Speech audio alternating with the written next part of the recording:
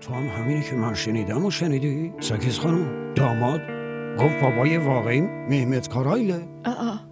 مگه بابای قلابیش نبود؟ باش دیدی که واقعی بوده. من که هیچی نفهمیدم. پرده های راز دونه دونه دارن میافتن دیدی؟ شیر پسر خوشقد و قواره رو گولش زدم. پسر سیاه بختم. کم مونده گریه کنی چته؟ دلم خونه. این چیزای غم انگیز رو نشونم میدی دلم میسوزه. کاش یه چیزی بود دلم رو خنک میکردم باش. نوشابه خوبه؟ آره والا خیلی خوبه. بفرمایید خدمتتون خانم جان. ای مرموز نوش جان.